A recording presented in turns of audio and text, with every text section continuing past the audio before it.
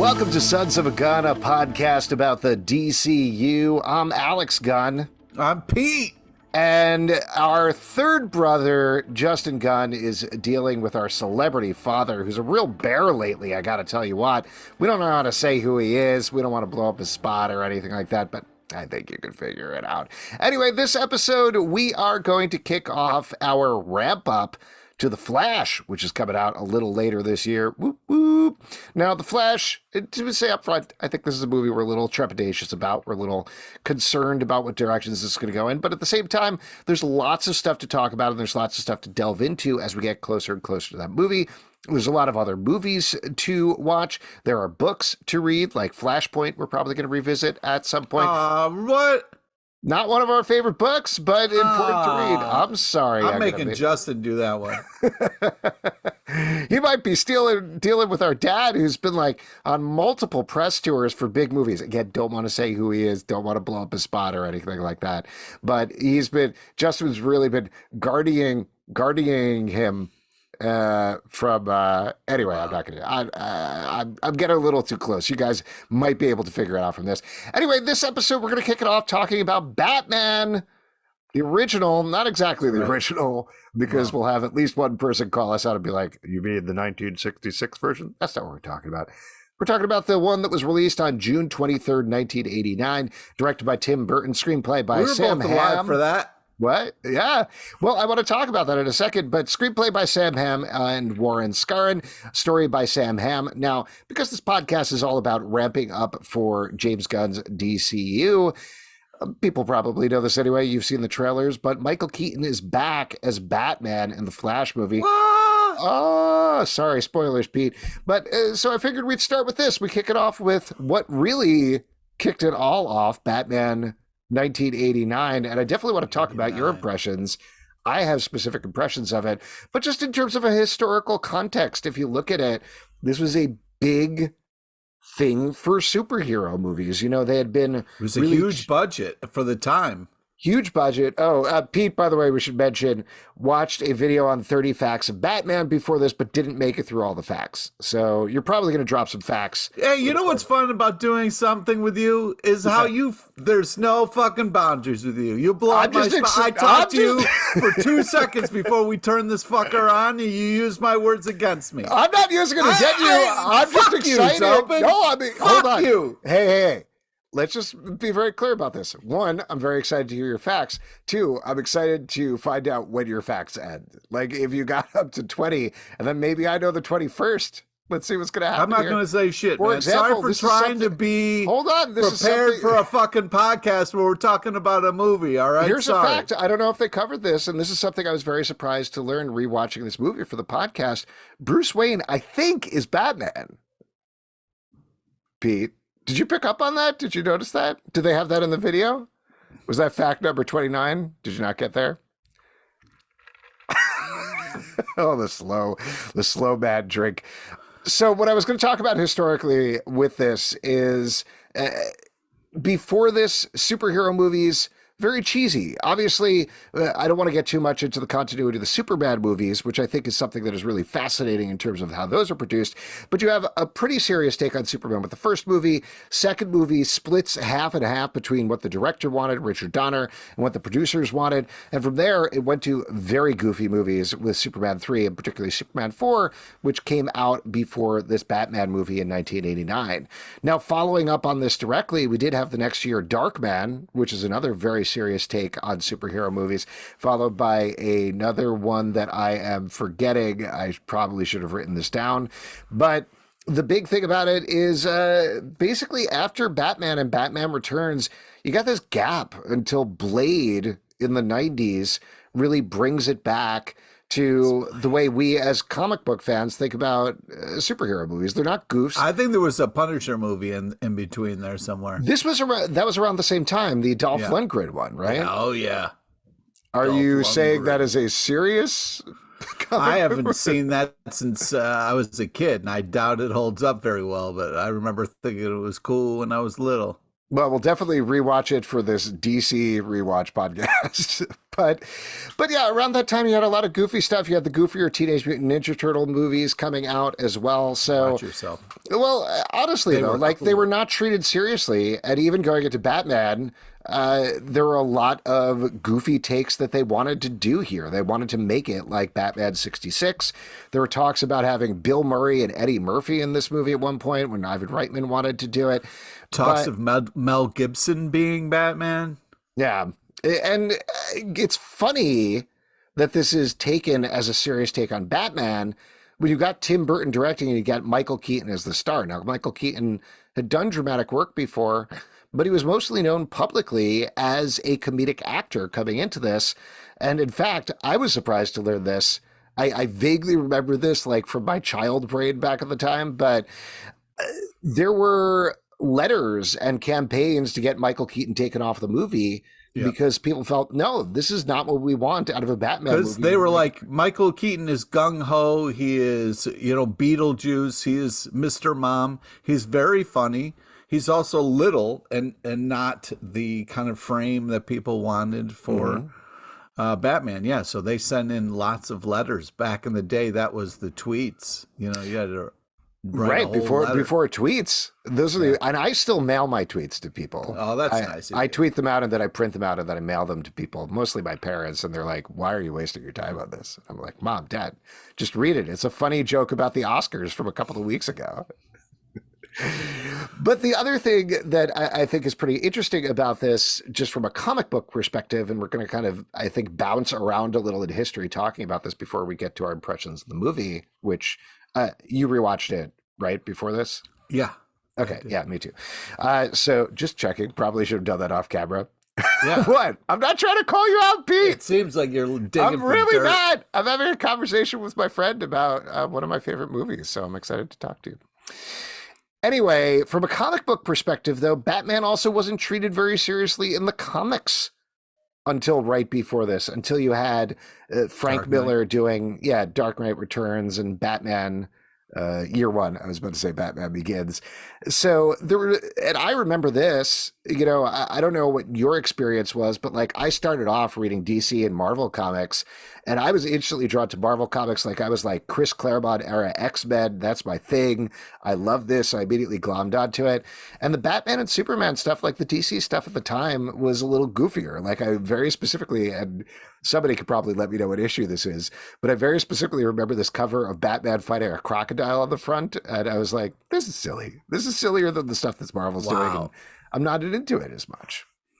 What was your experience? I would have seen that cover and been like, cool, because I was into Teenage Mutant Ninja Turtles, and I love stuff like that. So yeah, that is a green thing in the sewer. It's very similar. Very similar. Also, Batman teams up with a turtle sometimes. Anyways, I want to kind of talk about also what was interesting was in the casting, Nicholson wasn't originally going to say yes, but then they offered it to Robin Williams, not as a real offer, but to get Jack to say yes, which he did do. And then Williams was so mad that he was like, when they asked him to be the Riddler instead of Jim Carrey, he was like, go F yourself. It is really fascinating, and I don't want to blow up the spot too much in terms of impressions of the movie, but it's really fascinating how, like, there's so many things that should not have worked about this movie, down to another thing that we haven't mentioned is Tim Burton could care less about superhero movies. Like, he has no interest in them, was very public about it going, and he was like, yeah, I don't care. He liked the idea of two freaks fighting each other, but as much as I love the Batman movies, even back in the day, I can remember back in 1989 being like, well, this isn't really a Batman movie. This is a Joker movie. Like, Joker is amazing in this. And then Batman kind of like walks around sometimes is like, oh, I don't know. But no, come on, dude. Don't. Well, but all I'm saying is that like that, and then we're going to talk about Batman Returns at some point. You could see where Tim Burton is just more interested in the villains, the weirdos, the freaks, and that's his thing. And he tries to push towards that with Batman and tried to understand it. But where everything really pops is where he's working with the Joker and he's telling the Joker's origin story and laying all that stuff out. So there's a lot of things that don't work there. The one big thing that did work, and we've talked to him quite a bit back in the day, mostly at Comic-Cons, but Michael Uslan is a producer of the movie. He is the guy, and people probably know this, you've seen about every documentary about this movie and any Batman movie. He was the guy who basically was like, hey, Batman could be taken seriously. It doesn't need to be a goof. There's something that we love about this character, going back to the origins of the vigilante days, like way back, just original costume hero style that people love. And we can bring that out in a movie. And this is a fact I didn't know until I was looking up. I don't know if it was on your video, Pete, but he wrote something that was essentially like Dark Knight Returns, but 5 years before Dark Knight Returns. That was his original treatment for a Batman movie that he tried to sell around to be like, this is serious. We can do this seriously. And everybody was like, we don't want that. Nobody wants that. Nobody wants to see a movie like that. They want a goof. Batman 66 is fun. They probably didn't call it Batman 66 back at that point, but that's what they wanted. And then ultimately they were able to announce it at a Comic-Con. They were like, we're doing this. And Warner Brothers was like, all right, I guess if you're doing it, we already did the Superman movie, so why don't we do this Batman movie as well? So in a lot of ways, this is a movie that shouldn't have happened and almost didn't happen. And then beyond that, when they were making the movie, there was a writer's strike going on. So they basically had to like rejigger the movie on the fly due to a bunch of different demands from the studio, from Tim Burton, from Jack Nicholson being like, no, I got to go see Lakers games. You got to make times for my Lakers games. I can't be here on set for this. So many things went into this movie. So really, it's a miracle that it happened is, I guess, what I'm getting at here. Yeah, I mean, it's a miracle any of us survived the 80s. It was a crazy time. Oh, my God. Well, you were hepped up on Fun Dip at that point, right, Pete? Oh, my God. I was so on. I had a Fun Dip problem. I had a real problem. You still have a Fun Dip problem. Let's be honest. Shut up, man. I can stop anytime I want. I'm an adult. It's okay if I buy Fun Dip now. No, I think I want to kind of talk a lot about the positives, and some of the interesting things on the rewatch for me was the fact that... Well, wait. Hold on. I know you're jumping into it, but before we get to the rewatch, we touched on this a little earlier. I want to get your original impressions, because I know I can picture in my head exactly where I was when I first saw Batman. Ooh, really? You remember the theater and everything? Absolutely. I mean, it was, and this is like in my young movie watcher brain, this was such a seminal thing to me, because even though I was more of a Marvel guy at this point than a DC guy, I was still so excited. I'd seen the trailers. I remember being like, oh, wow, that looks like Batman on screen. And it was at the one movie theater that we had in Port Washington where I grew up. I remember when we would go to see movies, we'd go see movies all the time because my parents loved going to see movies and they loved taking us to movies, that like the poster was in the lobby. And I remember walking by it and being like, that's the premiere date, June 23rd, 19. Okay, that's when it's coming out. That's when it's coming out. And then one of my friends, and this is the first time that it happened, had a movie birthday party. And it got invited to a movie. Still do that to this day. Yeah. But I know they still do this. But this is the first time. No, like we were about you. Yeah, I do. I love doing that. I love movies. I was just in a movie before we were taping this podcast. That's how much I love it. You have a problem. I do. It's like your Fun Dip problem, man. Exactly. I can stop anytime I want. It doesn't seem like it. I don't want to stop.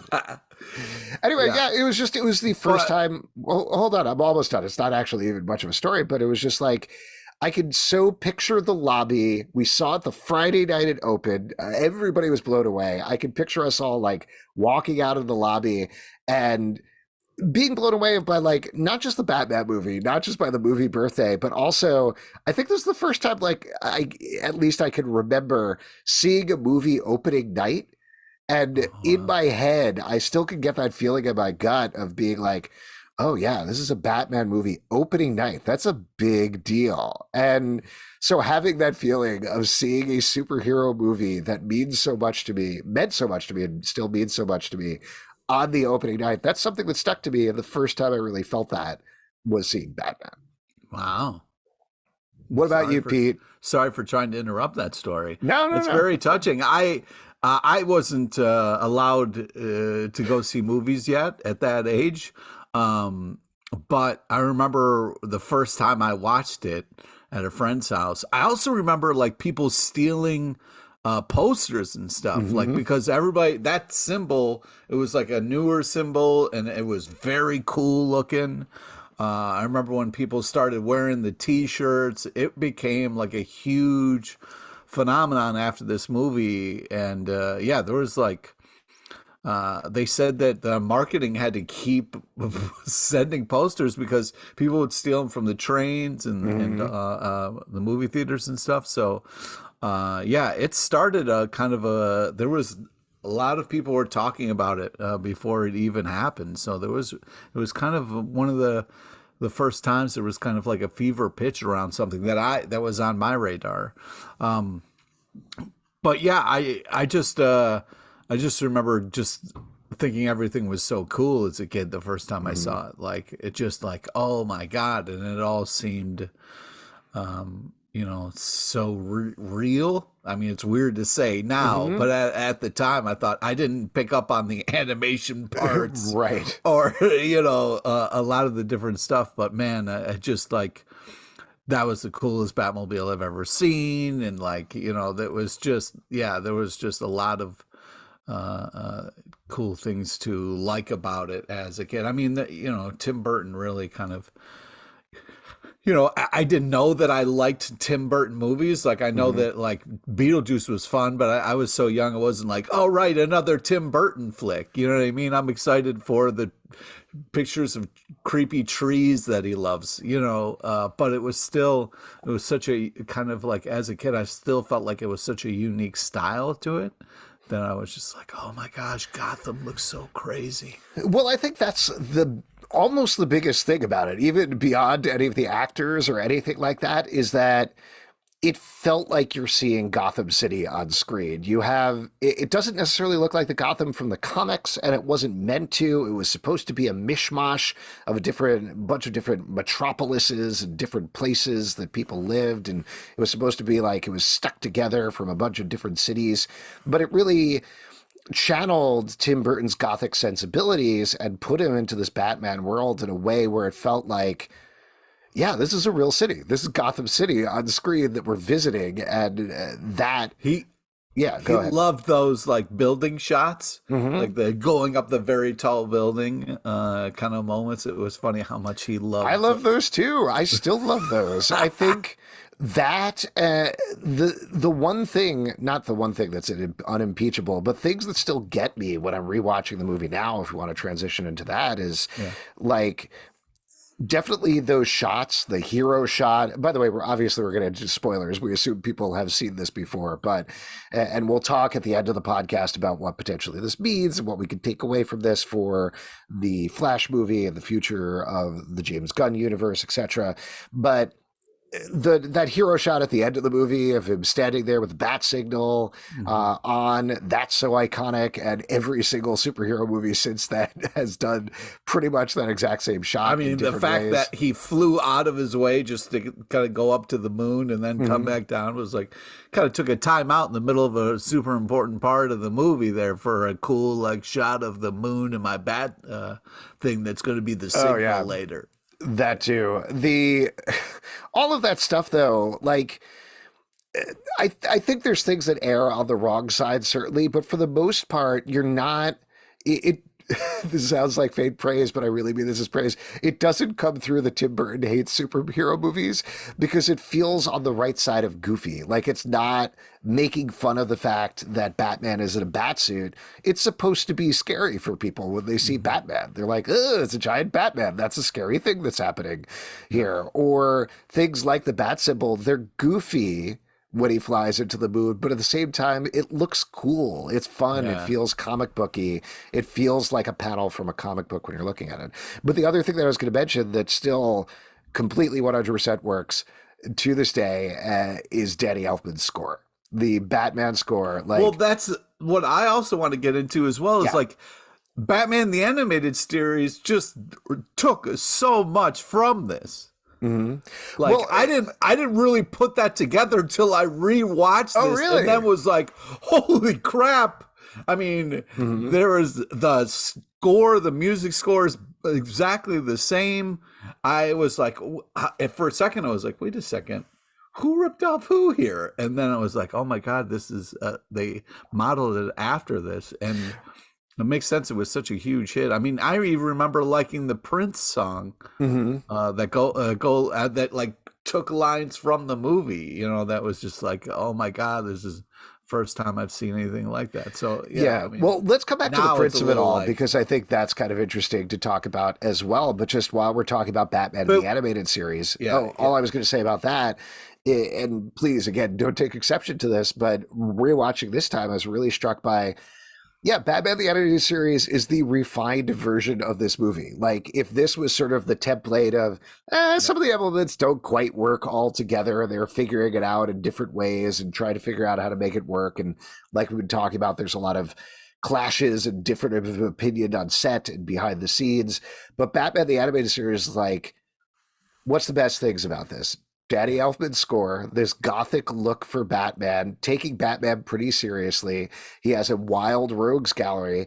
Let's take that, put that on TV, but make it work the way we comic book fans know it can work, and make it perfect. So. Yeah, I mean, you know, the feel of Gotham very much is taken. The car is also very much taken. Even the kind of style of Alfred. There was so many things that I was just like, oh my God, like even Jack's Joker is very similar to, Mark Hamill's Joker. Yeah. In my mind, I was like, don't call him a Jedi. This isn't, I had to go through all. Joker still drinks a lot of blue milk, though, right? Like, there's all those super into that weird blue milk, man. Yeah, gotta drink that Joker milk. Love that Joker milk. Oh, my God. That whole thing.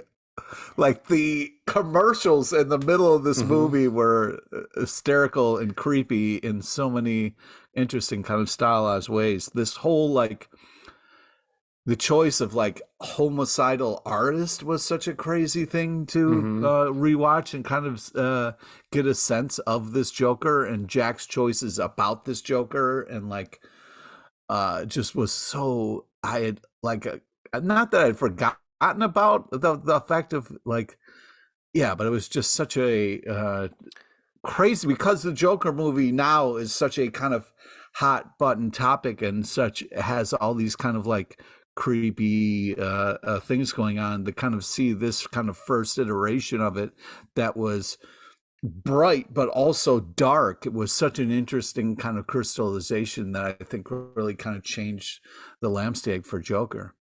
Oh, I mean, absolutely. I think Heath Ledger, when he was doing Joker, is looking back at Jack Nicholson's work and being like, what worked here? What could I do different? How could I channel a different character? And then, whatever you think about Joaquin Phoenix, same sort of thing. Like, they're all working off of each other. They're all aware of each other and their different performances and riffing off them in different ways.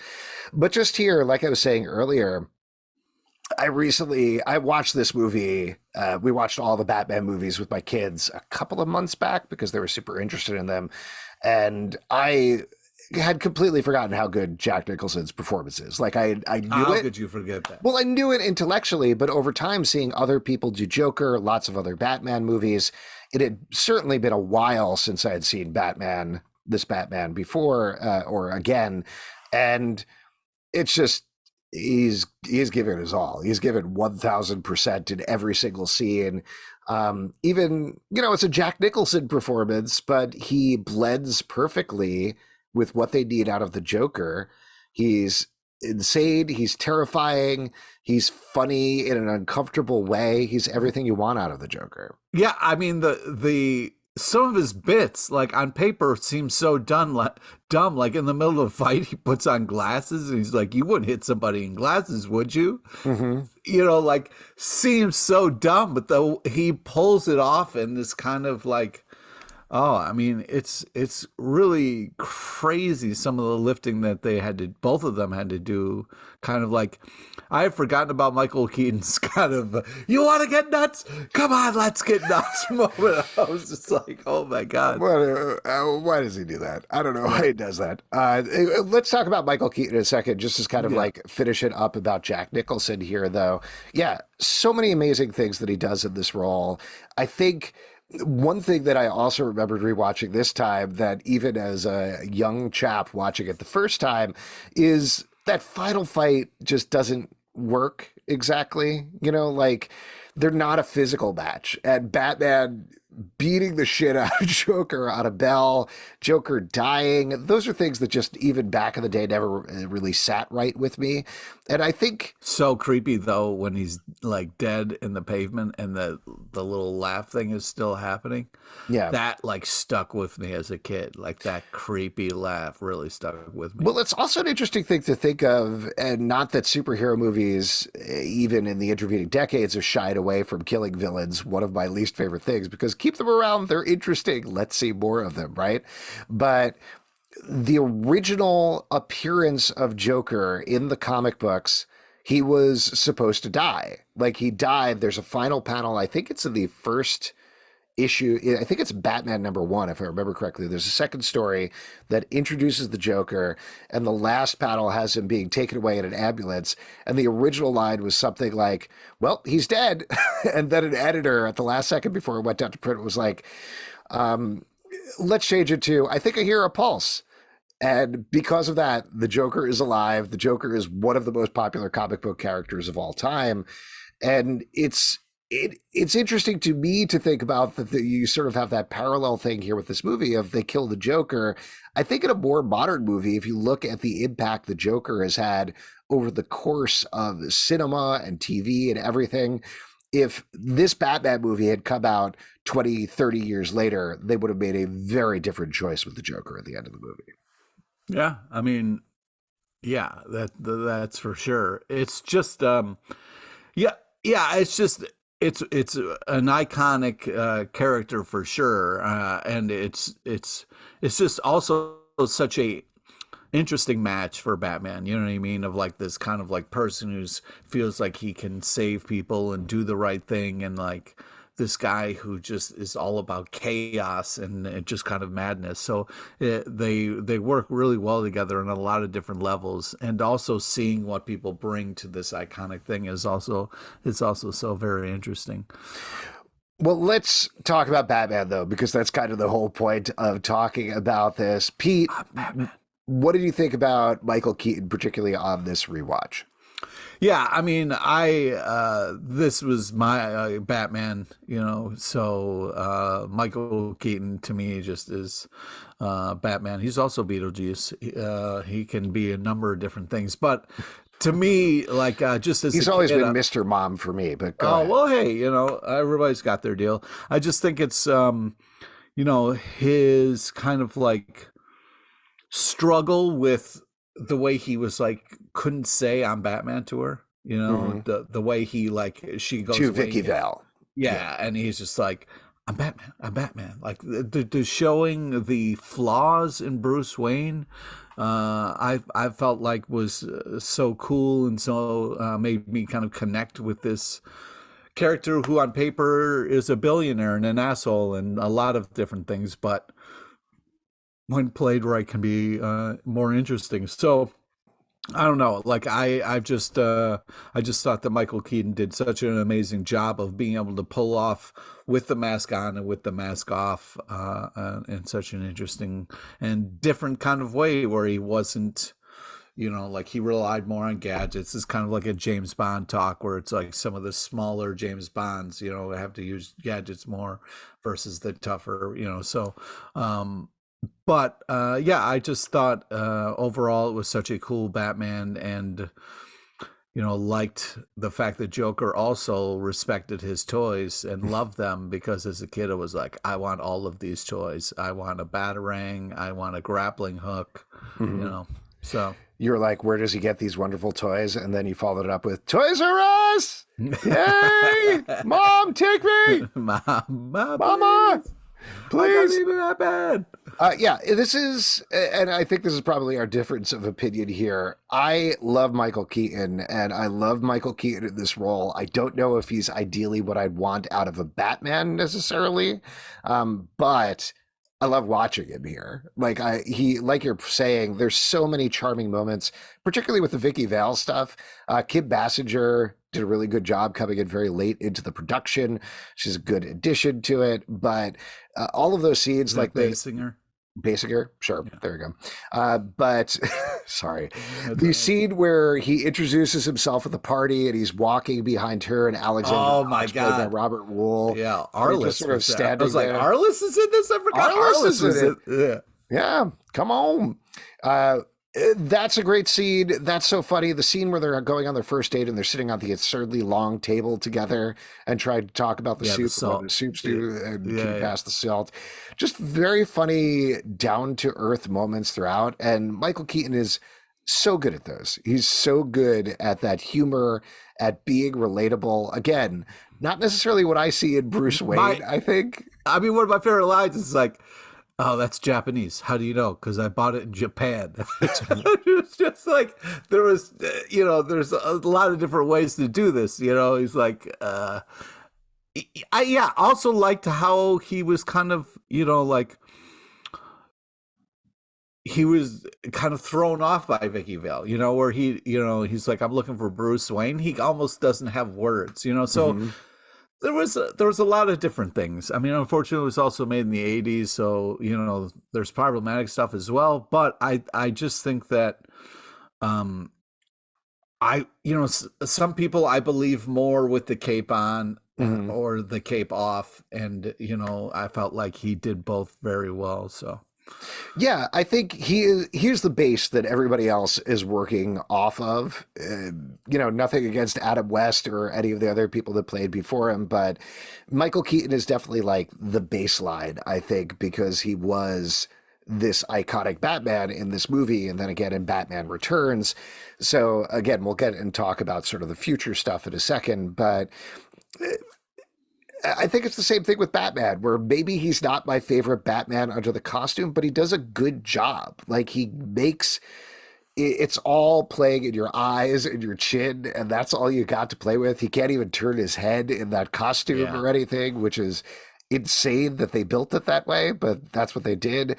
And he makes all that stuff work. I think I was joking about this a little bit earlier, and it's always a bit of a bummer to me to watch this movie.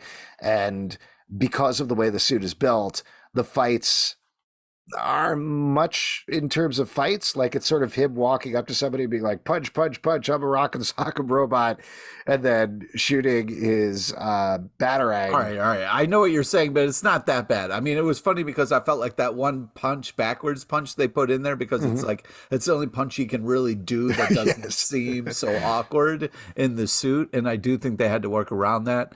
There was kind of like the fun moments, and I don't know who did it first, whether it was Indiana Jones or Batman, where it's like the guy's doing this elaborate thing, Indiana Jones just shoots him, but Batman just kind of like kicks him in the head. And I was like, rewatch that, and now it's like, it's because he can't move. But at the time, I thought it was like such a cool, like, badass kind of thing to do, where, somebody has two swords coming at you and you kick him in the face. I will mention one big problem. This has nothing to do with Michael Keaton or the performance, and this is true of almost every Batman movie. I hate how many people Batman actively kills in this movie. That I find very upsetting, particularly... I always remember that he sort of let people fall to their deaths, which I don't like anyway. But there's this scene in the movie where he finds out where Jack Napier is making the chemicals, goes to the Ace chemical plant. There's a bunch of people inside. He proceeds to shoot everything up and then blow up the whole place. And you're like, you just actively were like, I'm going to murder people. Yeah. And I don't love that. He didn't do it. He made the Batmobile do it. Oh, okay. All right. It was the Batmobile's fault. Well, it's not. I mean, he's controlling the Batmobile, but it was interesting that, the Batmobile did all of that damage and he was waiting outside. Well, it's the same way that I feel about it, the same way where ChatGPT was the one that made all those racist jokes, not me. It wasn't me prompting ChatGPT to do it. It was the AI. Okay, well, I don't get that reference. I apologize. No, it's not a good joke. I'll cut it out or something. I'm not going to cut it out. I don't edit these. Anyway, I think that's been a problem that's been pretty consistent through all of the Batman movies, and I really don't like it. Even the Christian Bale movies, where he's like, we don't use guns. We don't kill people except for when I do. I'm going to shoot people, but we don't do that. The only one who got it right, Robert Pattinson. That's the only movie where he's actively like, I don't use guns, I don't kill people, I don't let people die. And that, to me, that's Batman. All right, we don't need you on your soapbox talking about how great the newest Batman movie is, okay? Yeah. And whatever Batman movie gets released next, that's going to be the best Batman. Oh, my God. Recency bias to the extreme. Oh, my God. Take it down a notch. I mean, this is like so many kind of like iconic things came out of this movie, right? I mean, the Prince song was huge. The fact that we got the line "I'm Batman," you know, in such a kind of like badass way. You know, there was just some real. I just like go and watching. I was like, oh crap! They really. So many, you know, the animated stuff, you know, came from here. There was this stuff. This movie got mined for gems for sure. 100%, absolutely. This is such a little thing that I wanted to mention that I forgot about until not this past rewatch, but the rewatch before that with my kids. The thing where everybody thinks the cosmetics have been infected with this Joker solution and turning everybody into Jokers, when they cut back to the news people reporting on it, and they're just frizzed out and their skin is terrible and everything, and they don't refer to it in any way. It's just them reporting the news, but they look awful. That's such a funny visual joke. I that made me laugh out loud when I saw it, and I thought it was so well played. And that's the sort of humor that plays really nicely both to Tim Burton's strengths and to the movies. But it's also such a great kind of show don't tell moment where it's like, okay, if they're poisoning products, these people are going to have to stop using products, and the people on TV use makeup and use those things so they look horrible is such a interesting and cool idea that I think is just so well played there. I really just, yeah, I mean, there's a lot of, you know, small things, and that really is impressive too, because this Batman movie was made in the shortest amount of time than any Batman movie moving forward. So it's impressive what they got done in such a short amount of time in this kind of pressure cooker of a thing. Yeah, absolutely. We said we were going to talk about Prince music before we move on, and that is another wild thing that I think, if I remember correctly, it was Tim Burton said something like, yeah, I love Prince music. I don't know why we're putting it in this movie, but all right, let's go. Which originally they wanted Michael Jackson. Oh, really? I didn't know that. Interesting. Yeah. And then Prince was the second call. He knocked it out of the park, I gotta say. I mean, that whole, it's crazy to think about that museum art Party date. Man. Yeah, without that being a different song, but it's so great. And I also love the moment where he stops him from destroying that one painting because it's a little darker and kind of like, it seems like would fit the Joker's taste. Like Joker would be like, actually, I really like this one. It was just such a, yeah. I mean, I will say, I also love Prince. I don't know that the songs make sense necessarily being in there with everything else that's going on, but I wouldn't take them out for anything because they're fantastic. And folks might remember this, or maybe not, but there were, I think, 2 albums that were released for this movie, Danny Elfman's score, and then also a Prince album, and both of them enormous hits, huge hits. And that, you know, this has nothing to do with the story of the movies necessarily, but I think that really set the tone for a lot of the Batman movies too, because almost every Batman movie, you had this killer soundtrack, like absolutely amazing soundtrack. Batman Forever was the one with Kiss from a Rose, right? Yeah. Wasn't? Yeah. Great soundtrack. But it was also this very interesting thing where like Prince was at a peak of popularity right at the time of Batman was, and they both kind of met in this movie, and it was very interesting. I mean, just so many iconic things happening in this movie. Again, like we said earlier, the presses, who is that Vicky Vale? You know, I mean, like these are things that are like sampled and memed and, you know, TikToked all just, yeah, sorry. No. I just liked you saying TikTok. Yeah, I know. Yeah. Yeah, it's all right. We're all like we were saying, there's just this strange alchemy that made this movie work when it absolutely should not have. But let's talk about the future. Let's talk about where this is going in the DCU. Now, one place, unfortunately, it's not going. Michael Keaton filmed. Wait. Before we stop about, I just want to say, you know, you had mentioned, you know, the people who died.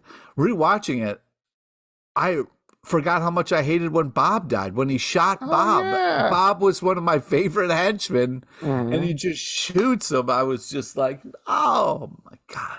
Sorry. Okay. No, it's okay. Jack kills a lot of people in that. Wait, actually, before we move on, what do you think about the twist that Jack Napier is the guy who killed Batman's parents? I mean, when I was a kid and watched it, I was like, oh my God, you know, but now I was like, you know. The one thing that I was really surprised about, and this is a trick of memory, is I always remember the, hey, you ever dance with the devil in the pale moonlight thing? Oh, yeah. That's introduced very late in the movie, like surprisingly late. So only so that they can set up the scene of Thomas and Martha being killed in the alley where he says that again, so that Batman can remember that. And if I read my facts correctly, sorry, I read facts, I didn't watch a video. That was added pretty late in the production, which maybe kind of explains that potentially. That also reminds me of one other thing that I wanted to mention that has stuck with me in the intervening decades is Jack Palance's performance as Grissom, the crime boss. I always, not always, but I have said too many times in my life, you're my number one guy. And then Jack, Joker doing an impression of him in the movie was, I didn't pick that up the first time when I was a kid, but then that moment, I was just like, oh my God, I love that actor in every role. I think of Tango and Cash first with him, but Tango and Cash is the first thing you think Jack Palance, not City Slickers? Curly, sure, but for me, Tango and Cash, he was such a creepy role with the rats, where he would be like, Tango and Cash, and he was all creepy with the rats all over his face and stuff. I'll be honest, the first performance that I think of for Jack Palance is him doing push-ups at the Oscars, which isn't, a role he had, but that's the first thing that I think of when I think of him. Okay, okay. I'll try to twist my brain so it becomes Batman instead. Oh, yeah, and Billy D. Williams. We didn't talk about Billy D. Williams. I was like, Lando's in this? I mean, this thing Harvey Dent. Slappers only. I mean, this is all A-list for every role in this thing. I mean, I'll tell you what, we're not going to be talking about Batman forever on this podcast, but it is a bunch of garbage that Tommy Lee Jones, who is awful as Two-Face, got to do it instead of Billy D. Williams, who absolutely should have gotten to keep playing Harvey and become Two-Face for the role. But yeah. Also, the Bob Kane moment in the movie I'd forgotten about too, where they're kind of like holding up his art and it's got his symbol and everything right there. So I was like, and this was before he was originally recognized as a co-creator, Yeah, I for years thought that was Bob Kane showing that off. Too. It's not Bob Kane. Nope. It's an actor, but it is a Bob Kane drawing, which is very cool. Yeah. And then, of course, we mentioned Arliss in the movie. Iconic character, reprised in Crisis on Infinite Earths. He came back there. So between this and Arliss, his legacy is complete. Oh, yeah. Yeah. The weirdest thing to me, I think this is in Batman Returns. There is a news reporter who shows up, and I guess we'll talk about this when we talk about that movie, but there's a news reporter who shows up who is not Robert Wool, but looks exactly like Robert Wool and uses the same cadences. It's very weird. It's definitely one of the Batman movies. Any other notice you want to mention before we talk about future stuff? Yeah, I did also just want to talk about the cops, just kind of like the dirty cops, and that like those kind of actors and how like kind of like crummy they looked and kind of like sounded. I was just like, oh my God, like, none of them to me felt, I was like, because I wanted to see Bullock or whatever. He's kind of like an amalgamation of different ones. But yeah, I just feel that like the casting and just kind of like the tone of the kind of Gotham they created and the interesting casting choices they made really throughout was such a just kind of well done, understated thing. Yeah. All right. Well, why don't we talk about that future stuff that I was mentioning earlier? The one thing that Michael Keaton will not be appearing in, because it's not going to be appearing anywhere, is Batgirl, which got shelved by Warner Brothers Discovery as part of a tax thing that went on. He was actually, though, supposed to originally reprise his role because The Flash was supposed to come out first. And I believe the original plan that Walter Hamada, who was leading Warner Brothers Discovery, had is that after The Flash, Michael Keaton was going to be the new Batman of the DCEU. He was going to be the new guy that comes in. Then he would be in Batgirl. He'd be in other things. I think there were reports of him doing a post-credits or mid-credits thing on Aquaman 2 as well. But a lot of those plans have been scrapped and changed as we have moved into James Gunn's DCU. We will sadly probably never be seeing Batgirl ever in our lifetimes, but we are going to see The Flash, and we are going to see Michael Keaton in it. We've already seen a little bit of him in trailers. So what do you think about that, him coming back for this movie? I have a follow-up question I'm going to ask in a second, but are you excited about it? Are you nervous? What's your take, Pete? It's the only reason I'm going to see this movie. I mean, I don't like Flash. I don't like Flashpoint. So I was like not going to see this movie. And then they were like, guess who's Batman again? And I was like, oh, you got me. I'm going to go first day. So yeah, I mean, that for me was a game changer, seeing him in the suit again.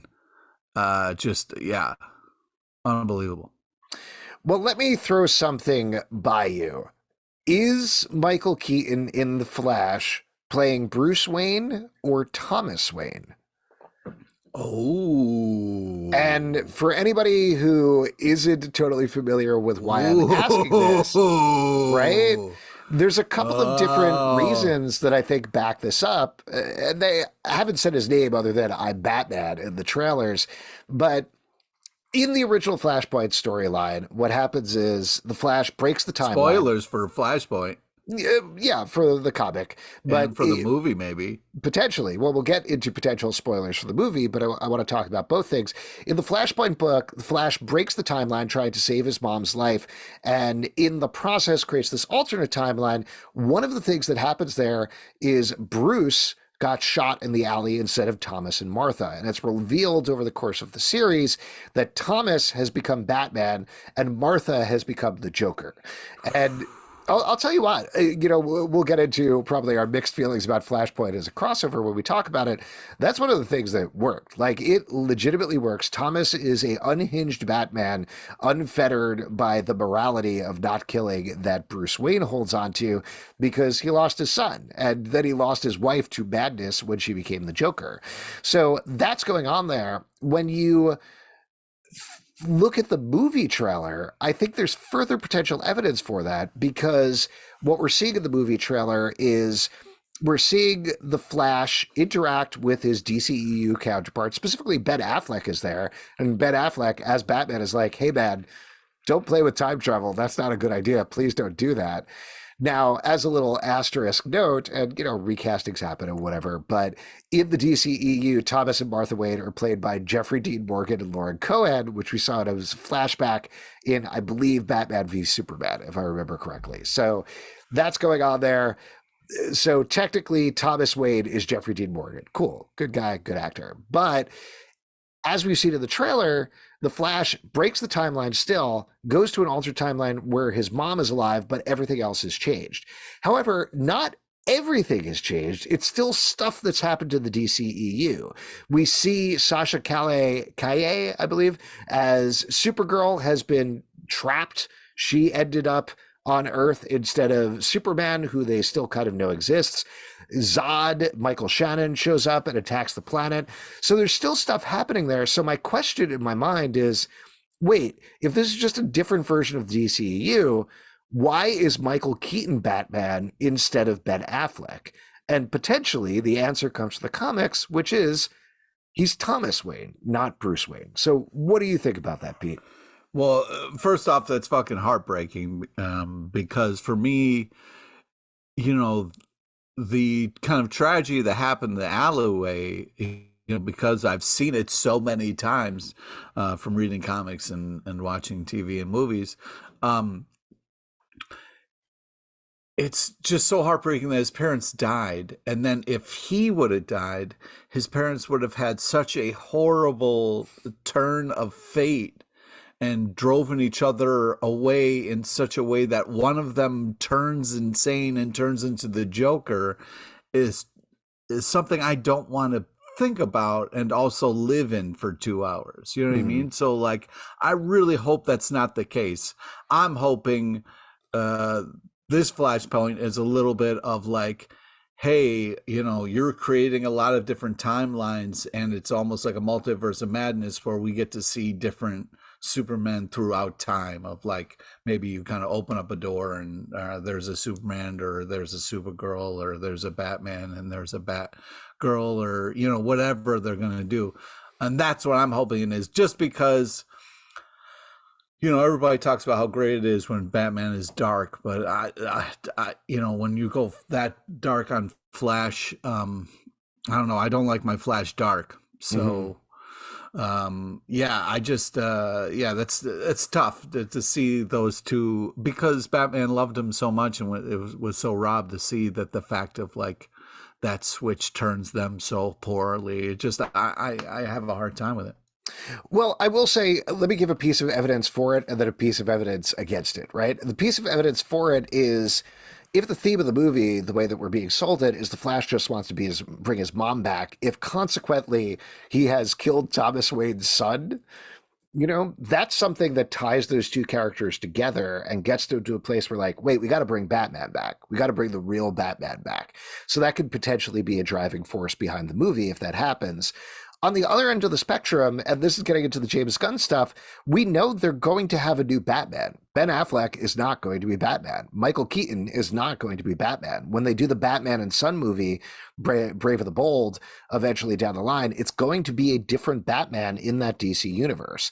And we also know that the Flash feeds directly into whatever this new DC universe is going to be.